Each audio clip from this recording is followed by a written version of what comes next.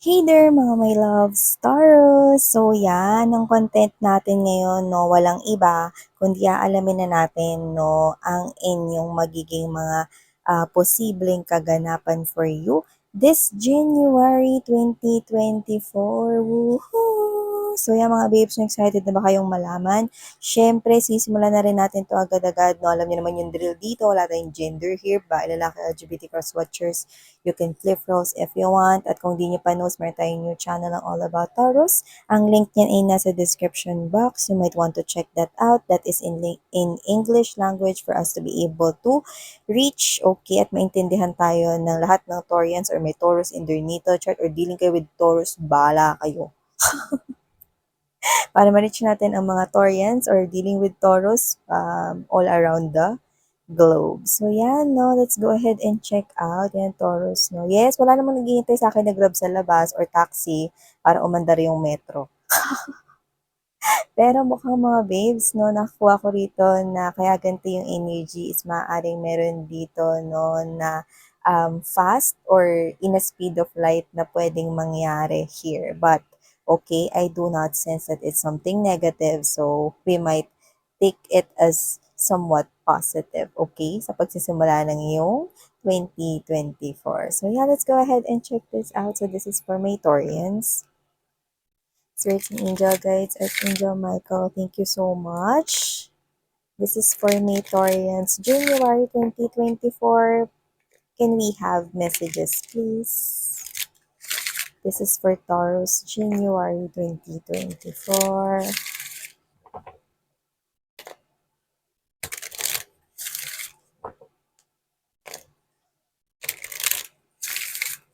Taurus.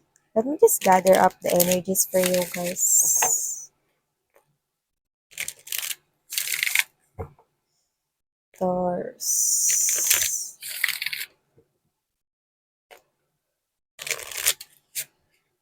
January 2024. Okay. So, let's go ahead and check this out. Ilatag naman natin lahat, no? Bali, shuffle natin, ganon. Tapos, ilatag natin lahat in. And then, isunod natin here. Yeah, we're gonna use 3 decks. Taurus, January 2024. Messages for Taurus, January 2024. Please. Taurus.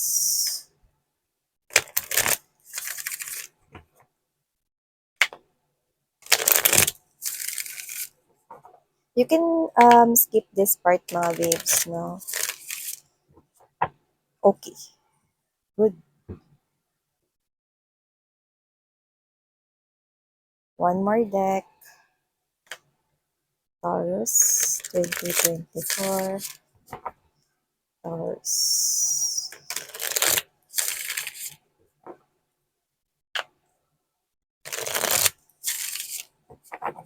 Taurus.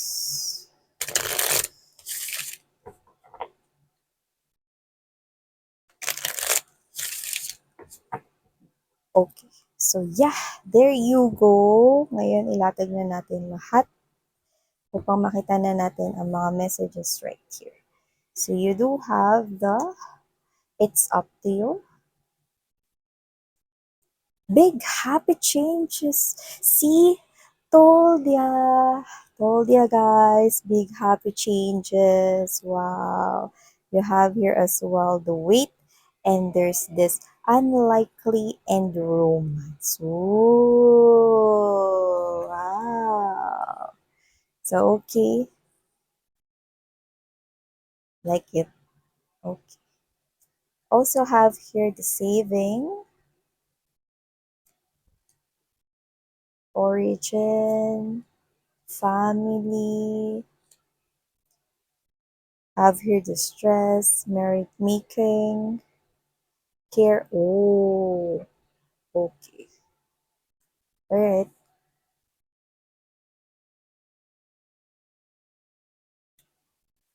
You have here the lovers. Oh, it's up to you, huh? Nine of Roses energy. Meeting the parents. Okay. Fresh meat in reverse. Oh, looks like there is some kind of a truth, no, na malalaman ka dito, no? Ay, ang ganda, guys. I'm seeing na yung love life ninyo, for a lot of you, magsisimula na umikot ang Wheel of Fortune ng inyong love life. Alam mo, sakto na sakto, no? Panoorin nyo yung, um, mga previous naming mga readings dun sa kabilang channel, no? Sa All About Taurus, no? Paparating na talaga yung someone, yung right person na ito. Ito na yung endpoint nyo. Ayun yung truth na hindi mo nakikita. You do not see this coming. Fresh meat right here, Ace of Mirrors. This is the Ace of Swords energy, but you've got it in reverse. And what is it about to get revealed to you is this Ace of Flutes. Ace of Flutes is the Ace of Cups energy. You know, kata mo ba yan? First kiss. Yan mga babes, no? So whatever the case may be, may fireworks doon, no? So talagang yung iba sa inyo, talagang January, no? Ninyo ito makikilala. So whatever the case may be, nagsisimula ng umikot. Doesn't have to be na January kayo lahat, okay? Pero yung iba, mamimit mo na siya, no? Maaring hindi mangyari yung first quiz. First kiss siya January, mga babes, na parang nakita ko rito, no? Na kiss ay malaki rito na senyales, no? Kumbaga parang isa itong pag-open ng emosyon, no? Or pag-open ng isang communication about taking your relationship to the next level. No, yung iba sa inyo, kung ka-in relationship nyo na to ngayon, I'm seeing this person might magsabi ng proposal sa inyo pagsalubong ng New Year, no? Kasabay ng mga fireworks yan, no?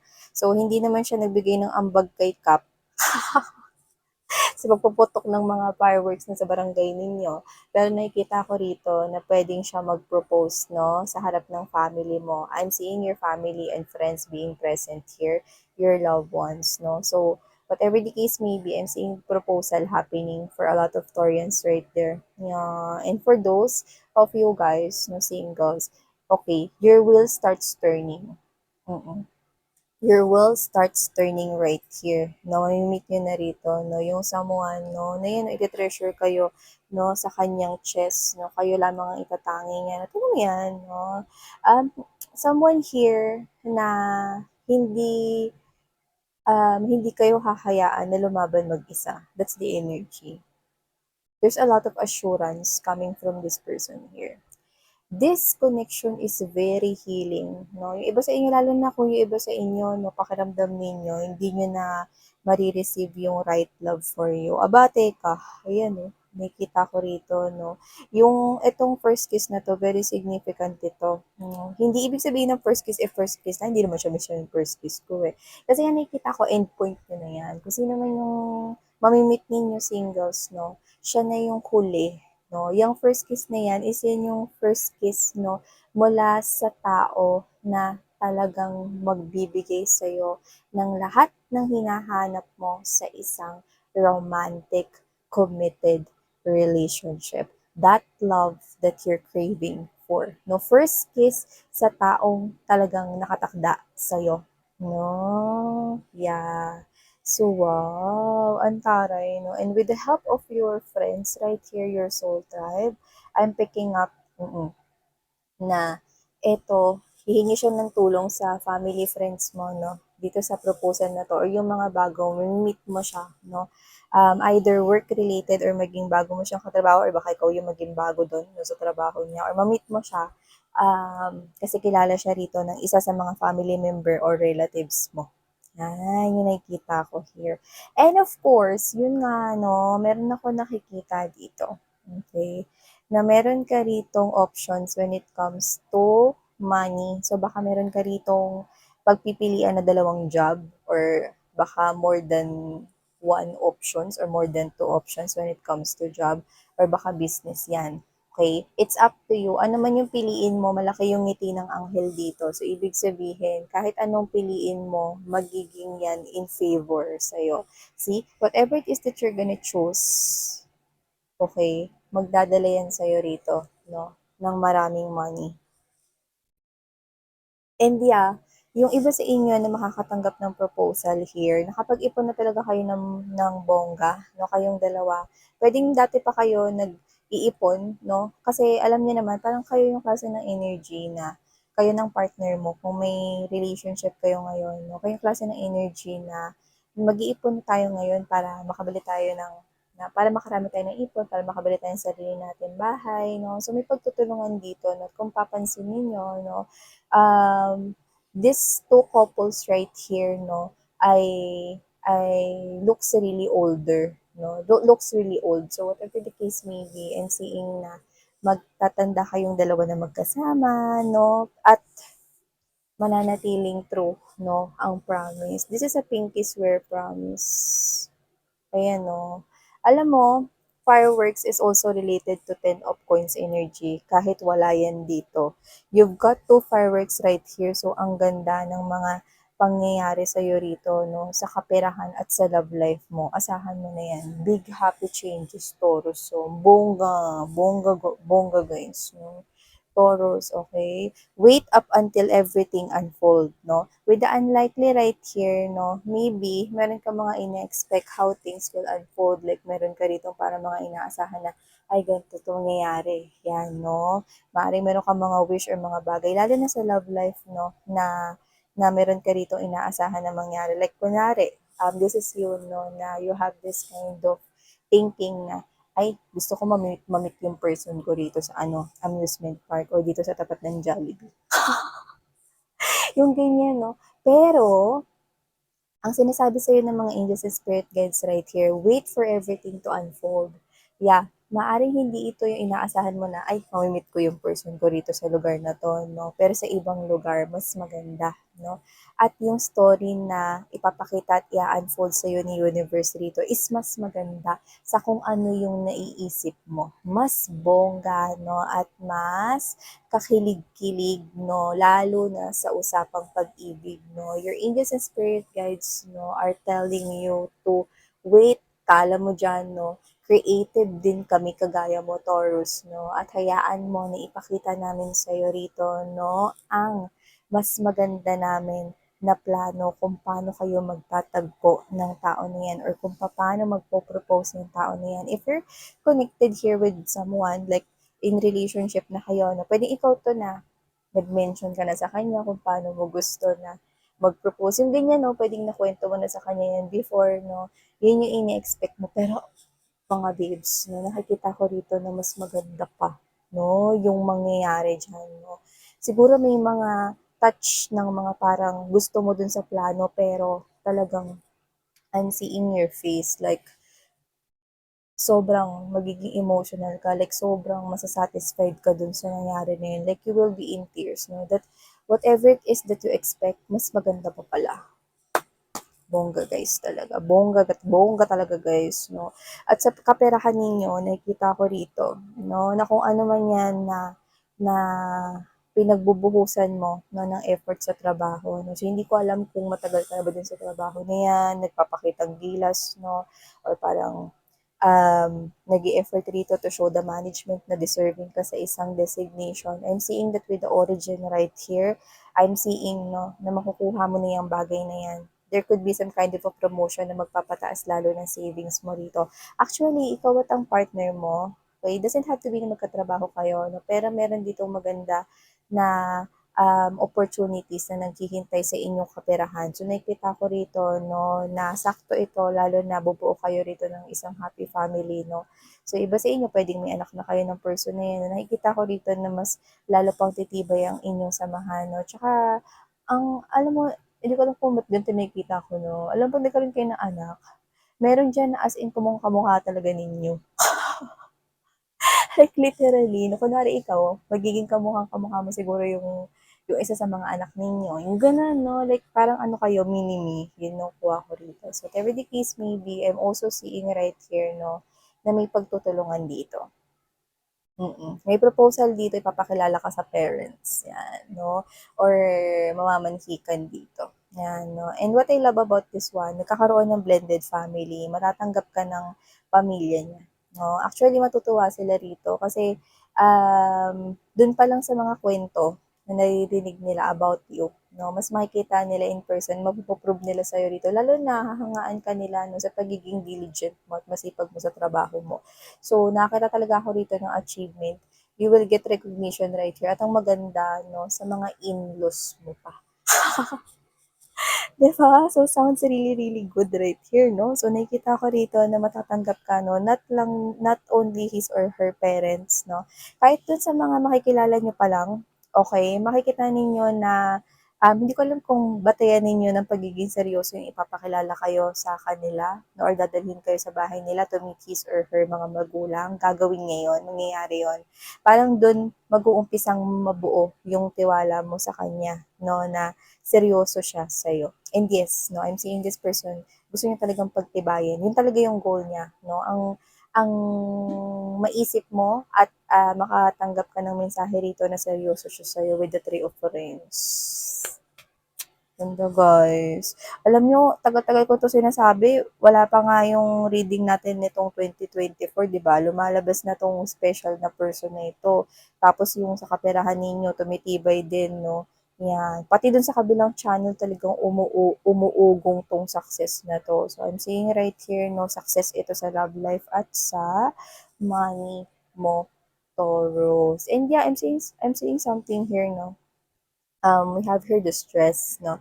Eh dito, hindi ko nakikita na mas-stress ka. Okay? Hindi ko nakikita na mas-stress ka dito. Pero nakikita ko dito na merong pagkapagod, no? O baka magkasakit ka. Yan nakikita ko rito. Pagkapagod or maaari kang magkasakit or kulang ka sa tulog. Yung nakikita ko, more likely. Okay? Pero kung yan man may kinalaman sa pagiging hardworking mo, no, or nag-OT ka or hindi ka nakapagpahinga ng maayos, no, nakikita ko rito na magpo-provide naman yan, no, ng support dito. So, may makukuha ka dyan, no. Meron ditong present na marireceive ka, no, coming from that kasipagan. No? Pero yun nga, no, hindi ka si superhero, no, hindi ka si Marvel or Justice League na hero.